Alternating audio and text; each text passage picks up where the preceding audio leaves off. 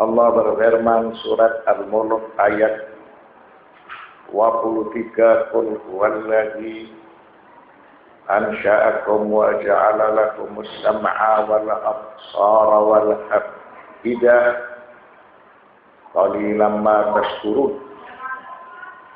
Katakanlah dialah yang menciptakan kamu dan menjadikan bagi kamu pendengaran, penglihatan dan hati, tetapi amat sedikit kamu bersyukur. Pada pembahasan terdahulu dijelaskan mengapa kata as-sam'ah didahulukan dari al-absar wal afidah. Menurut para ahli, pendengaran didahulukan dari penglihatan karena pendengaran itu lebih sensitif. Manusia diseru, manusia dipanggil, manusia dibacakan firman-firman Allah, itu semua melalui pendengaran. Sehingga pendengaran itu lebih sensitif dan lebih peka dari penglihatan. Qalilan ma tashkurun, tetapi amat sedikit kamu bersyukur. Allah Subhanahu wa ta'ala menciptakan beberapa perangkat dalam tubuh manusia seperti al-asma'a wal absara wal afidata lil khairi was salah. Pendengaran, penglihatan dan hati itu semua supaya manusia melakukan kebajikan, supaya manusia bersyukur. Tidak digunakan oleh manusia untuk melakukan kejahatan atau keburukan. Wa antum tasta'miluna al-syarri wal fasad. Nikmat-nikmat itu tidak disyukuri oleh manusia. Akan tetapi digunakan oleh manusia untuk melakukan keburukan dan kejahatan. Bila yaqulullah ta'ala qalilan ma tashkurun, tetapi amat sedikit kamu bersyukur ketika kamu diberi nikmat oleh Allah Subhanahu wa ta'ala yang berupa al-asma' wal absar wal afidah. Qul huwallazi dzara'akum fil ardi, katakanlah dia yang menjadikan kamu berkembang biak di bumi. Laisa ma'na dzara'akum khalaqakum faqat. Arti dzara'akum tidak hanya menciptakan kalian, tidak hanya mewujudkan kalian, bal fihi aydan ma'na at-takdir bin nasl liyatasabaqu fi midmar al-hayat wa imaratiha wa istidrar khairatiha. Akan tetapi Qul huwallazi dzara'akum fil ardi, arti dzara'a supaya manusia berkembang biak, memiliki anak keturunan, dan mereka bergegas untuk melakukan kebajikan setelah mereka diwujudkan di alam nyata, setelah mereka diberi kehidupan dan mereka melakukan kebajikan. Hadza ma qala al-mufassirun walau kanu fi hadzal 'asri la'aqabu 'ala hadzal tafsir biqaulihim. Ini merupakan pendapat para mufassir.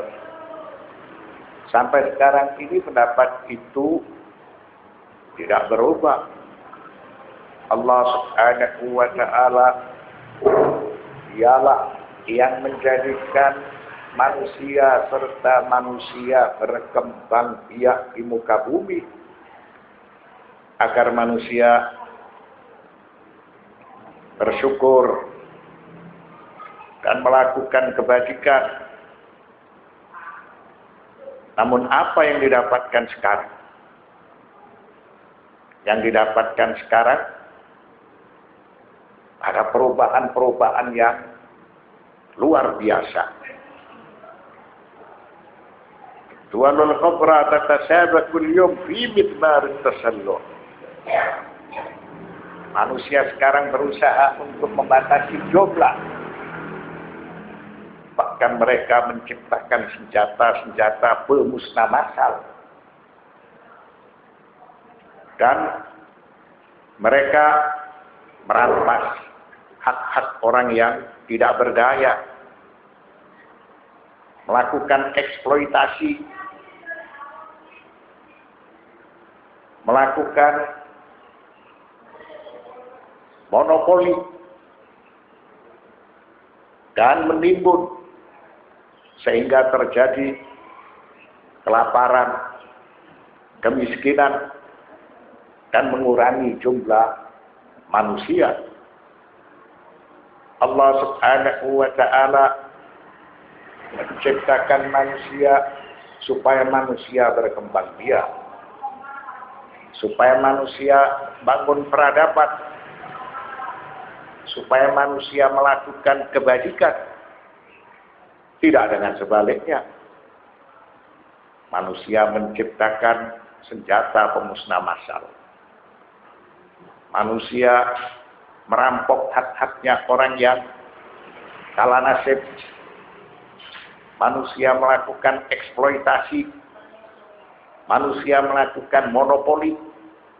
Sehingga terjadi kerusakan dan kelaparan serta kemiskinan yang menimpa kepada manusia. Wa taqulul ihsa'an annama tunfiquhu duwadul alam mujtami'atan 'ala silahi akthar mimma tunfiquhu 'ala at-ta'limi was-sihhati ma'an. Para ahli memberikan suatu penjelasan bahwa dualul alam, negara-negara yang dalam kategori adidaya, mereka telah berlomba untuk membuat senjata. Anggaran mereka digunakan untuk memproduksi senjata-senjata pemusnah. Itu lebih besar ketimbang mereka harus mengadakan riset dan menciptakan obat serta memberikan suatu nutrisi dan makanan kepada orang-orang yang membutuhkan. Maka jelas-jelas perbuatan manusia itu bertentangan dengan surat Al-Mulk ayat 24. Qul huwallazi zara'akum fil ardi wa ilaihi tuhsyarun.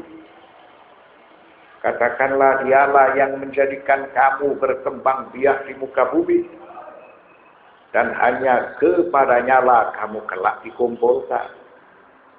Itulah tujuan manusia diciptakan, dijadikan berkembang biak supaya manusia bertanggung jawab atas amal perbuatan mereka yang dilakukan di dunia, karena nikmat itu kelak akan ditanyakan oleh Allah Subhanahu wa ta'ala.